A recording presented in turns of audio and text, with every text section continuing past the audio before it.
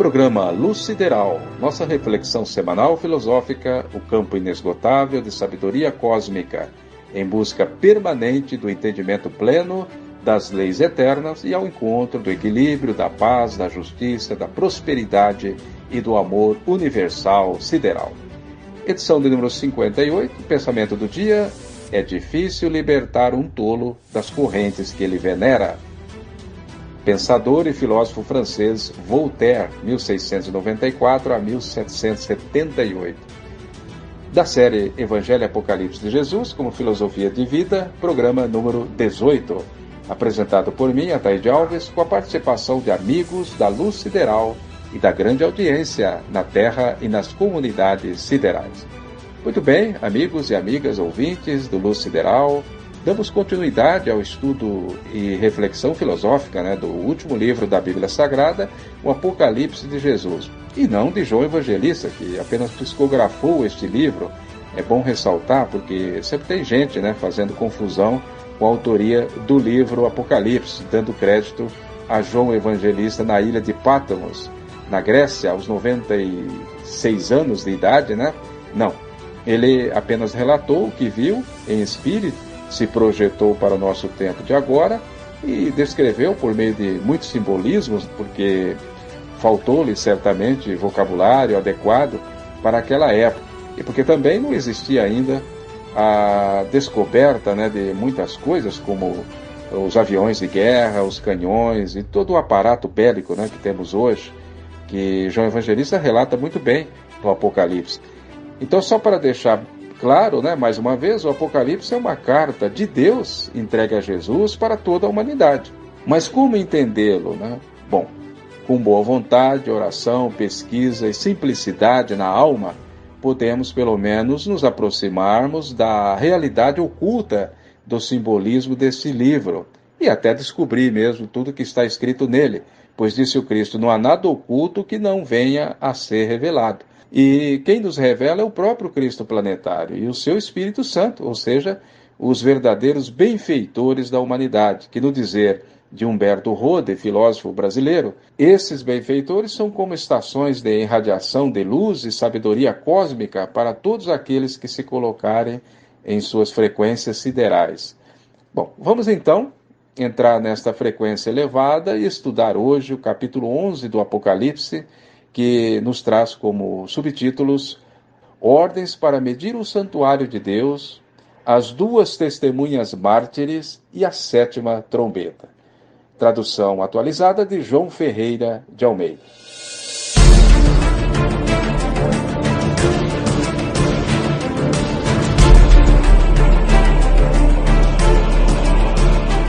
E foi-me dado uma cana semelhante a uma vara. Chegou o anjo e disse: levanta-te e mede o templo de Deus e o altar e os que nele adoram, e deixa o átimo que está fora do templo e não o meças, porque foi dado às nações e pisarão a cidade santa por 42 meses.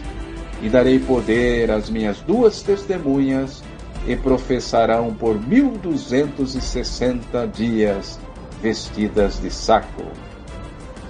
Estas são as duas oliveiras e os dois castiçais que estão diante do Deus da terra. E se alguém lhes quiser fazer mal, fogo sairá da sua boca e o devorará os seus inimigos. E se alguém lhes quiser fazer mal, importa que seja morto. Esses têm poder para fechar o céu, para que não chova nos dias de sua profecia. E têm poder sobre as águas para convertê-las em sangue e para ferir a terra com toda a sorte de pragas, todas quantas vezes quiserem. E quando acabarem o seu testemunho, a besta que sobe do abismo lhes fará guerra e os vencerá e os matará. E jazerão os seus corpos mortos na praça da grande cidade, que espiritualmente se chama Sodoma e Egito, onde o nosso Senhor também foi crucificado. E homens de vários povos, tribos, línguas, nações, verão seus corpos mortos por 3 dias e meio, e não permitirão que os seus corpos mortos sejam postos em sepulcros. E os que habitam na terra se regozijarão sobre eles, e se alegrarão, e mandarão presentes uns aos outros, porquanto esses 2 profetas tinham atormentado os que habitam sobre a terra. E depois daqueles 3 dias e meio, o Espírito de vida, vindo de Deus, entrou neles, e puseram-se sobre os seus pés. E caiu grande temor sobre os que os viram, e ouviram uma grande voz do céu, que lhes disse: Subi para cá. Subiram para o céu em uma nuvem, e os seus inimigos os viram subir. E naquela mesma hora houve um grande terremoto, e caiu a 10ª parte da cidade. E no terremoto foram mortos 7.000 homens, e os demais ficaram muito aterrorizados, e deram glória ao Deus do céu. É passado o segundo ai, eis que o terceiro ai cedo virá. E o 7º anjo tocou sua trombeta, e houve no céu grandes vozes que diziam: Os reinos do mundo vieram a ser de nosso Senhor e do seu Cristo, e ele reinará para todo sempre. Ele, o Cristo de Deus. E os 24 anciãos que estão assentados em seus tronos diante de Deus, prostraram-se sobre os seus rostos e o adoraram a Deus, dizendo: Graças te damos, Senhor Deus Todo-Poderoso, que és e que era e que hás de vir, que tomaste o teu grande poder e reinaste.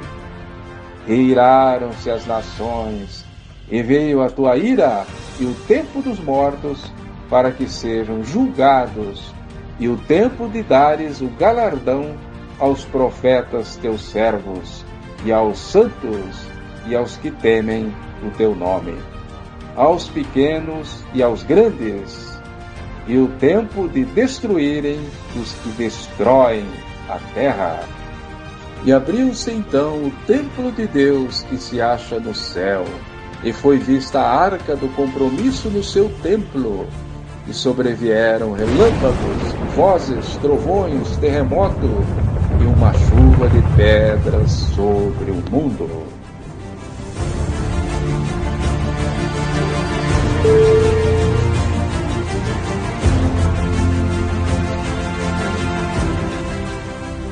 Apocalipse de Jesus, capítulo 11, versículos do 1º ao 19. Bom, como sempre, meus amigos, o Apocalipse é emoção e força espiritual do começo ao fim. Não há no mundo livro mais importante na atualidade do que este. Por quê? Porque sem entender o que está escrito nele, é impossível se salvar dos acontecimentos que já estão se dando em toda a humanidade. E vão se intensificar cada vez mais até a volta de Jesus, volta gloriosa e triunfal, né, prometida lá no seu Evangelho, no seu Apocalipse, ao planeta Terra. E vale também para as nações, dizia o grande profeta do Brasil, Alziro Zarua: a nação que souber Apocalipse governará o mundo. E eu completo, provavelmente vai salvar o seu povo, né?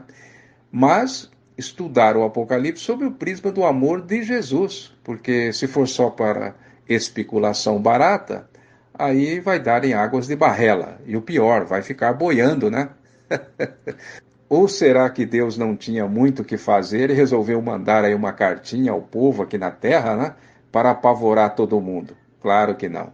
Deus não joga dados com o universo, dizia Albert Einstein.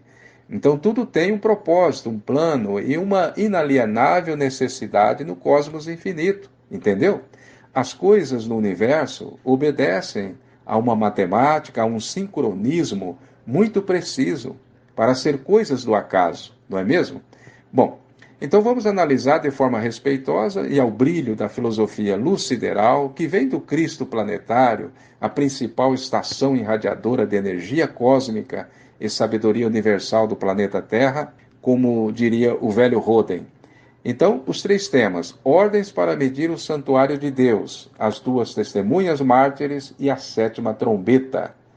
Muito bem, medir o santuário é medir a parte pura, verdadeiro, o lado bom de cada ser humano com seu espírito eterno, encarnado ou desencarnado. Foi Jesus quem disse à samaritana, junto ao poço de Jacó: Vós sois o templo do Deus vivo. Já as duas testemunhas mártires, a maioria dos estudiosos do Apocalipse concorda que se trata do Antigo e do Novo Testamento da Bíblia Sagrada. E também há quem afirma que se refere a Moisés e a Jesus. Bem, ambas estão corretas porque o Velho Testamento é representado por Moisés e o Novo por Jesus. Então não há incompatibilidade entre uma coisa e outra, não é mesmo? Já a sétima trombeta nos apresenta o sentido literal do que irá acontecer com os governos tresloucados, né, dos homens no mundo. Os reinos do mundo vieram a ser de nosso Senhor, isto é, de Deus, e do seu Cristo, e eles reinarão para todo sempre. É o que queremos para toda a humanidade. Então que venha logo este reino de Deus à terra, que aliás não pode ser confundido com nenhuma bandeira religiosa, por mais respeitável que seja. Não.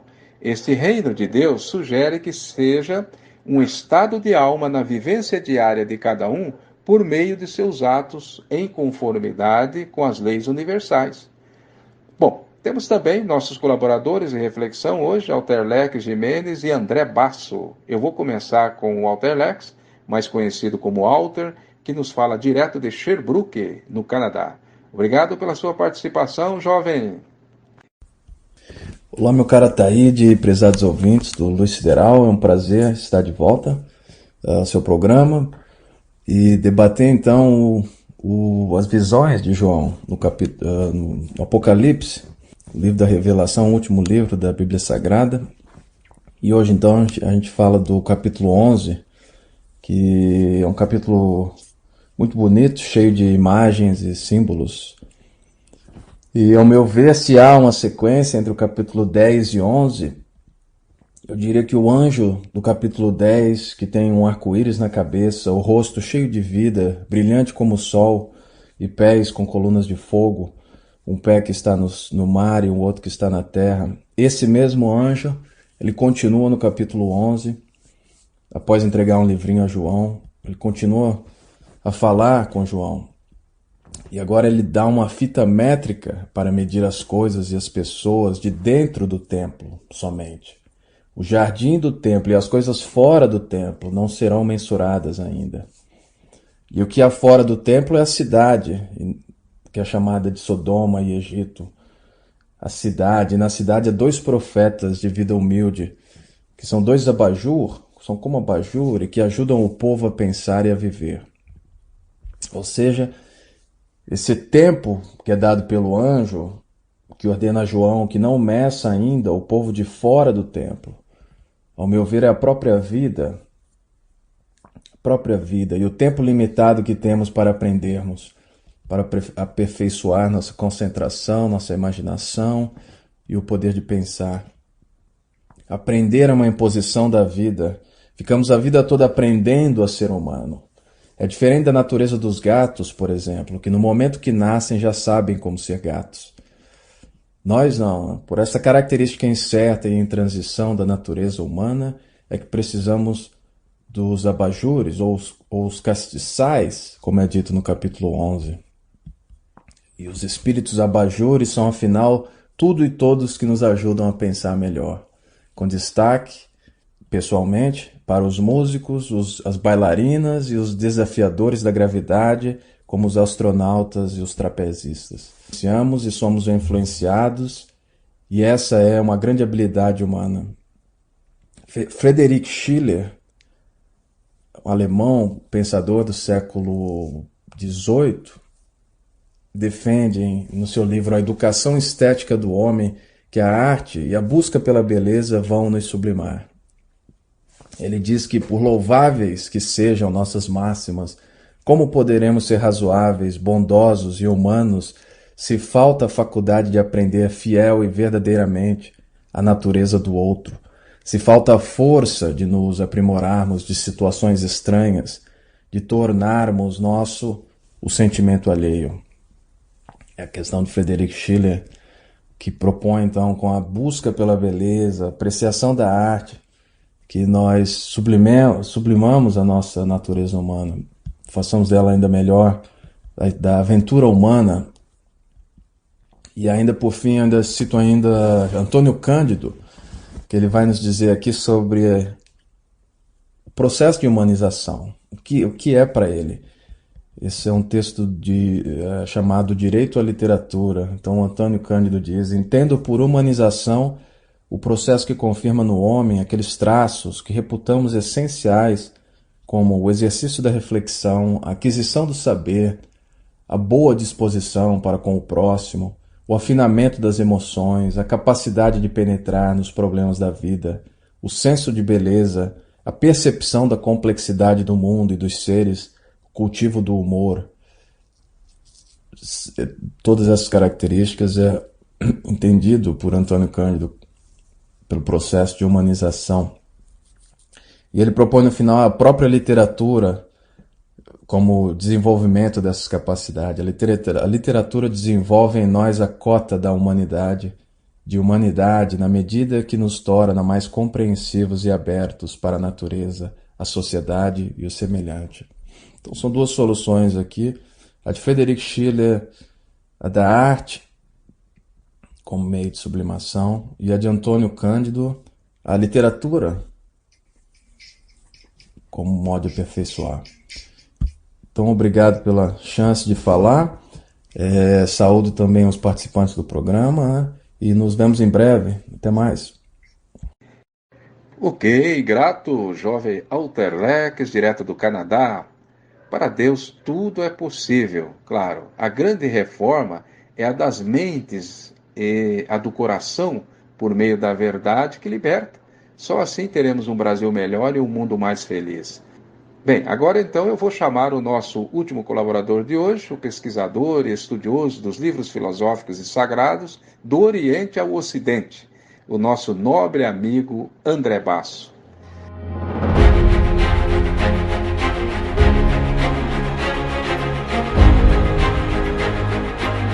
Ataíde, Alterlex e ouvintes, eu agradeço a oportunidade de estar aqui na 58ª edição do programa Luz Sideral, em trazer também a minha contribuição.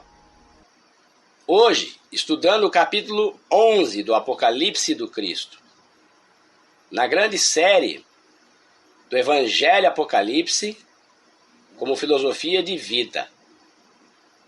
Eu achei bem interessante, e acredito que o ouvinte também tenha achado o mesmo, na reflexão do jovem Alterlex, do Canadá. Este novo reino de Deus e do seu Cristo para sempre implica numa mudança de mentalidade e de ação dos terrícolas para a implantação deste novo governo na Terra. Porque enquanto não houver esta mudança de comportamento do homem, não haverá nenhuma mudança. É por isso que Jesus disse aos seus discípulos: ide por todo o mundo, pregai o meu evangelho, Apocalipse, a toda criatura, e anunciai que está próximo o meu reino. Bom, já se passaram um pouco mais de 2000 anos. Alguém pode indagar: mas mudou alguma coisa de lá para cá? Olha, eu respondo que sim. E como mudou? Hoje nós temos uma grande quantidade de pessoas no mundo inteiro, incluindo os que vivem ainda no céu da terra, que entendem, aceitam e procuram viver o amai-vos uns aos outros de Jesus. Então, a mudança é muito grande, mas não completa, pois para completar esta mudança, terá que haver sim a manifestação do Espírito Santo de Deus.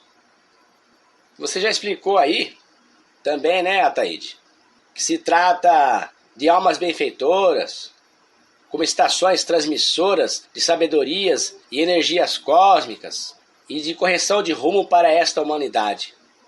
Aí está um milagre, porque para esses espíritos iluminados, quintessenciados, integrados na luz sideral do Cristo, não existe impossível, inclusive para expulsar os reprovados da Terra.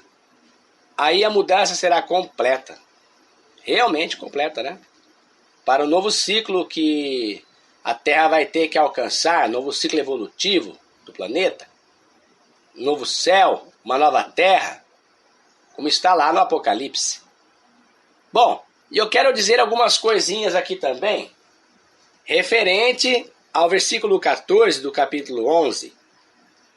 É passado o segundo ai, mas eis aqui o terceiro, que cedo virá.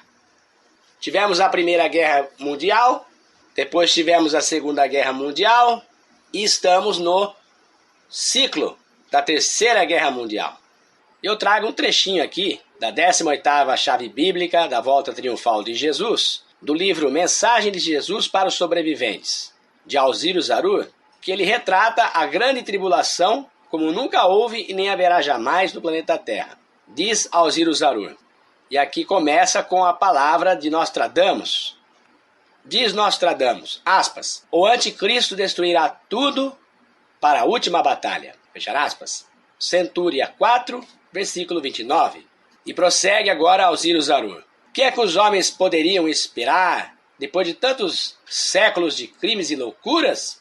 Disse o pensador que, depois da desintegração dos átomos, os homens partiriam para a desintegração das almas.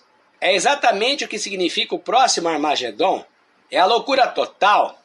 Quem poderia restaurar a lei do amor entre os povos? Quem poderia implantar nesse mundo a verdadeira paz? Só Jesus e ninguém mais. E ele o fará nesse fim de ciclo, mostrando ao mundo que, muito acima do seu determinismo histórico, permanece para sempre o determinismo divino. E agora eu saio aqui do trecho da 18ª chave e vou trazer os meus comentários. Pois bem, o pior que eu vejo aqui, dentro dessa palavra de Nostradamus, que o anticristo destruirá tudo para a última batalha, veja bem, ele vai destruir tudo para a última batalha. Ué, se destruiu tudo, vai ter a última batalha ainda? É que o pior que eu vejo é a destruição da estrutura psicológica da humanidade, da criatura. Vejam, o primeiro ai, supostamente dito como a Primeira Guerra Mundial, foi o conflito ocorrido entre 1914 e 1918. Nós vemos que deixou milhões de mortes. Quais são as causas desta guerra? A gente fala Primeira Guerra Mundial, né? É até uma piada, porque na verdade o mundo sempre está em guerra mundial. É só analisar a história que nós vemos que o mundo nunca teve sem guerras. Mas vamos considerar a Primeira Guerra Mundial, como muitos querem. As causas da Primeira Guerra, para mim, é a ganância e o poder para manter os seus prazeres. É a vivência do homem ego, né? É o homem que vive na horizontal, se esqueceu da vertical, se esqueceu que é espírito, que é uma entidade espiritual, que deve construir uma identidade dentro desse prisma, daquilo que ele é, o espírito, e não somente o ego, o seu invólucro, a sua matéria, o seu perispírito, o seu corpo, regido pelos 5 sentidos humanos, que alimentam as memórias, que dá uma falsa direção. Lembrando que o ego, ele faz parte, o invólucro material, o corpo. Essa bipolaridade que o ser humano vive na luta do seu ego contra, entre aspas, o seu eu, é um processo natural de evolução. Tem que haver progresso, evolução, mas não estagnação. O Berto Roden dizia, sem resistência não há evolução. Estamos aqui para evoluir. Não podemos menosprezar também o corpo físico e as suas faculdades, principalmente o intelecto.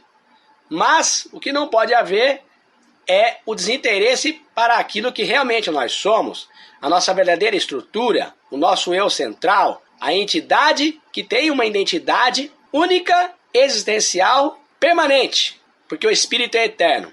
Vamos prosseguir. E também as ideologias subversivas, as leis cósmicas. São várias essas ideologias. A Segunda Guerra Mundial, que ocorreu de setembro de 1939 até setembro de 1945, quais são as causas desta guerra também? Repito, ganância, poder, para manter os seus prazeres. E a Terceira Guerra Mundial? Quais são as causas da Terceira Guerra Mundial? É a mesma? É o ego? É as ideologias subversivas às leis cósmicas? Ganância, poder, para manter os seus prazeres. Capitalismo selvagem, comunismo ateu e por aí vai.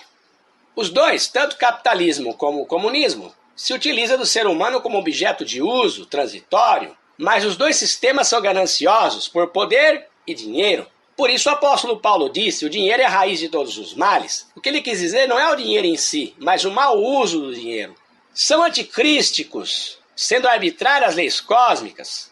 São contra o fundador do planeta Terra, o Cristo. Não querem viver sob a direção sábia das leis cósmicas ditadas pelo Cristo. E a organicidade cósmica, formada por entidades que já vivenciam as leis divinas, é óbvio. Os efeitos materiais e psicológicos da Primeira Guerra, meus irmãos, passaram para a Segunda Guerra. E os da Segunda Guerra passaram para a Terceira, os efeitos psicológicos, que está em andamento, girando como uma bola de neve.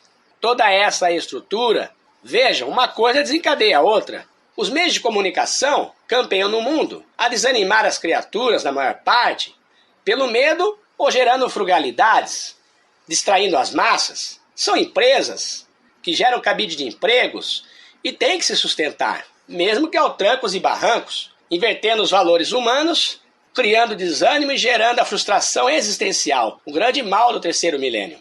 Mas é temporário, em muitas criaturas. Raríssimas exceções dos meios de comunicação que trabalham para a construção do ser integral. A política, cada vez mais se enriquecendo pelo Estado, faz de tudo para perpetuar no poder, com altos salários, as brigas e as discussões, mas trabalho mesmo a gente não vê.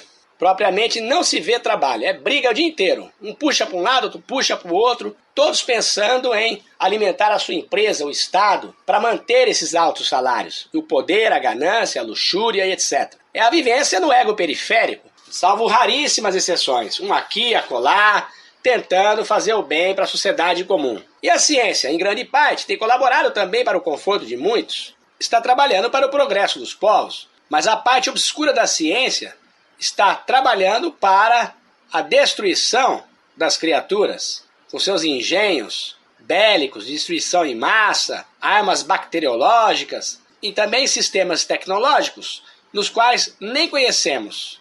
Existe o lado bom e existe o lado mal. Toda regra tem sua exceção. Alziro Zarur traz à memória, nossa, esse importante assunto, que está lá nas obras póstumas de Allan Kardec. Aspas. São chegados tempos preditos da renovação da humanidade. As instituições arcaicas afundarão em ondas de sangue. É preciso que o mundo velho seja destruído para que uma nova era seja aberta ao progresso. Fecha aspas, ponto. E diz Alziro Zarur, ninguém evitará o próximo e último Armagedon desse ciclo.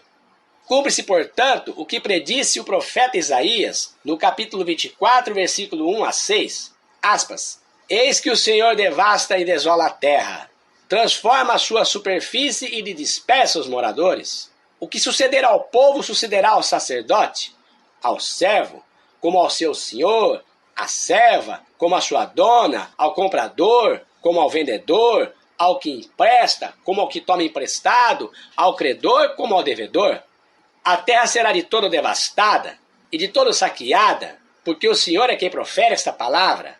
A terra pranteia e definha, o mundo enfraquece e agoniza, tremem de medo os poderosos da sociedade.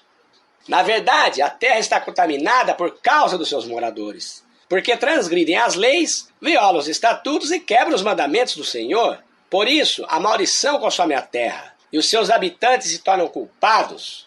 Por isso, morrerão queimados os habitantes da terra, e poucos homens restarão. Fecha aspas, ponto. Veja, por que os seres humanos são culpados? Na maioria, por não quererem fazer a sua autorrealização espiritual, a busca enfrene pela verdade, tornarem-se sábios e depois se santificarem, porque sem verdade não tem como melhorar o espírito. Só ficarão nesse planeta os que permanecerem com Cristo, perseverando até o fim.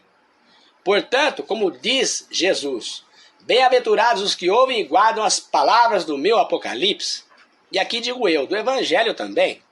Então nós vemos aqui que haverá um expurgo planetário. 2/3 da humanidade serão transferidos para esse planeta chamado Absinto. Uns chamam Nibiru, outros falam planeta X. Essas almas que só vivem na horizontalidade, esqueceram da sua verticalidade, unindo com a horizontalidade, esses subversivos às leis cósmicas é que serão expulsos do planeta Terra. Que Deus se compadeça de nós. Na segunda epístola de São Pedro, prossegue aqui agora Alziro Zarur, capítulo 3, versículos 8 e 9, aspas, para Jesus, um dia é como 1000 anos, e 1000 anos é como um dia. O Senhor não tarda a voltar, fechar aspas, ponto. E o próprio Cristo diz, aspas, quando eu voltar, porventura, encontrarei fé na terra?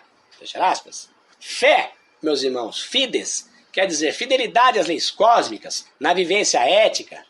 É óbvio que Jesus encontrará sim nos corações dos que fizeram a sua autorrealização e sua autolibertação por intermédio do autoconhecimento e pela busca da verdade.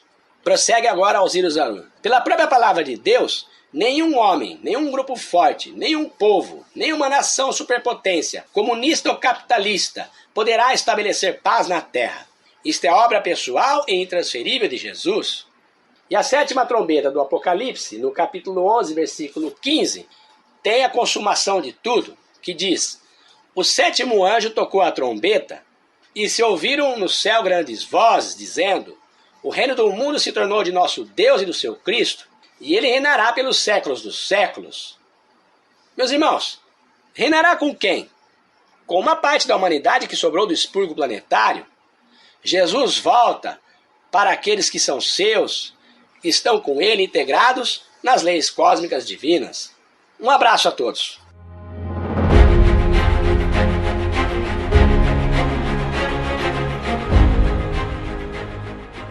Maravilha, André Basso, obrigado também pela sua participação. E o ouvinte pode voltar a reouvir o nosso programa de hoje, como os demais, né? Até agora são 58 programas de boas reflexões sobre diversos temas, né? Assuntos que interessam aí ao nosso aprendizado ético, moral, intelectual e espiritual. O saber não ocupa espaço, só requer boa vontade e dedicação de nossa parte. E já que falamos bastante hoje em Espírito Santo, benfeitores, eu vou encerrar com um brado de uma quadrinha poética que fiz, dedicada ao índio Flecha Dourada, espírito, e sua equipe de guerreiros da luz, falangeiros, né, no mundo invisível, que diz assim: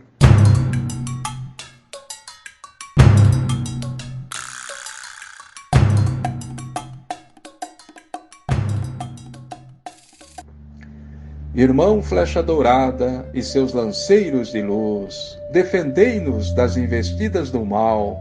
Ó guerreiros da justiça e do amor, dirija-nos para a vitória final, no caminho de Jesus, nosso Senhor, que na terra e no além é o divino estadista que já vem. Salve Jesus, obrigado pela sua audiência e muita luz sideral para todos. Um grande abraço e até a próxima!